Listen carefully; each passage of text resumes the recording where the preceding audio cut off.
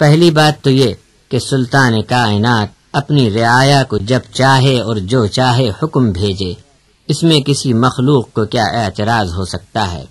دوسری بات جو ظاہر ہے کہ ان کتابوں کے وارثوں نے جب خود ہی اپنی کتابوں کا الٹ پھیر کر ڈالا تو قرآن کے آئے بغیر حق و صداقت بے نقاب نہیں ہو سکتی تھی۔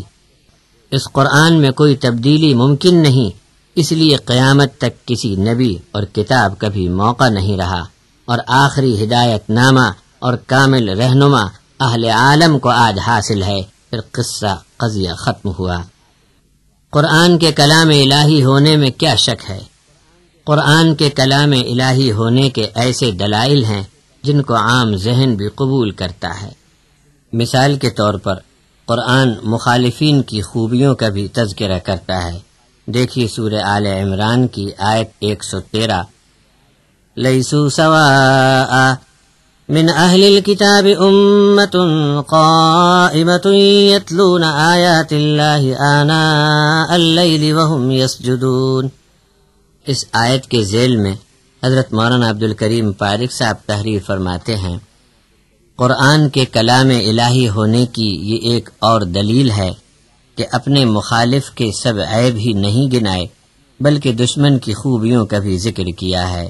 دوسرے یہ کہ مذمت کرنے میں سب کو ایک ہی لکڑی سے نہیں ہانک دیا بلکہ جو اچھے لوگ ہیں ان کی تعریف کر کے انہیں غلط لوگوں میں سے الگ شمار کیا۔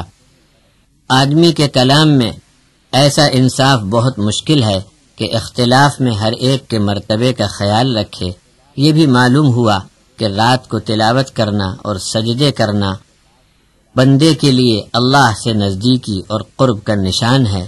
جو غیر اللہ کو سجدے کرے وہ مشرک ہوا۔ اور ذرا دیکھیے کہ قرآن مخالف کا کس طرح ذکر کرتا ہے۔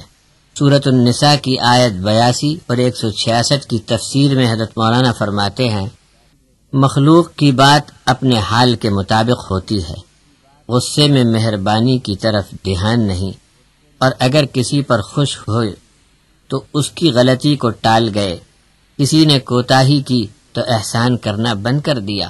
لیکن قرآن جو اللہ کا کلام ہے اس میں ہر چیز کے بیان میں جہاں ایک چیز کو اجاگر کرنا ہوتا ہے وہیں دوسری پہلو پر بھی اس کی نظر ہوتی ہے۔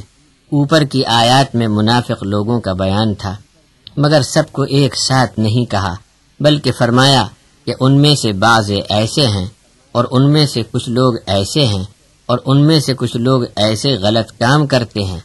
اگر یہ کسی مخلوق کا کلام ہوتا تو غصے کی حالت میں سبوں کو ایک ساتھ نشانہ بنا دیا جاتا اور فوراً معلوم ہو جاتا کہ بدلہ اور انتقام میں قصور واروں کے ساتھ بے قصوروں کو بھی نشانہ بنایا جا رہا ہے۔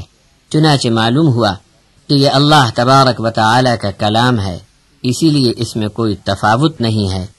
اس کلام میں اللہ نے خاص اپنا علم نازل فرمایا اور اللہ نے حق ظاہر فرما دیا۔ اس کلام اور اس نبی صلی اللہ علیہ وسلم سے انسانوں کو بہت بہت ہدایت ہوئی۔ سورۃ الاعراف کی آیت 204 ہے، وَإِذَا قُرِئَ الْقُرْآنُ فَاسْتَمِعُوا لَهُ وَأَنصِتُوا لَعَلَّكُمْ تُرْحَمُونَ۔ یہاں حضرت مولانا عبدالکریم پارک صاحب قرآن کے کلام الہی ہونے کی دلیل اس طرح ثابت کرتے ہیں، اللہ کے نبی صلی اللہ علیہ وسلم کا یہ دستور تھا کہ جتنا اور جب قرآن اترتا اتنا ہی پڑھ کر سنا دیتے، اور جب کوئی آیت نازل نہ ہوتی تو خاموشی اختیار فرماتے۔ مخالف لوگ سچائی کی اس دلیل سے ہدایت پانے کے بجائے الٹا اعتراض کرتے کہ اب کیوں نہیں کوئی آیت بتاتے۔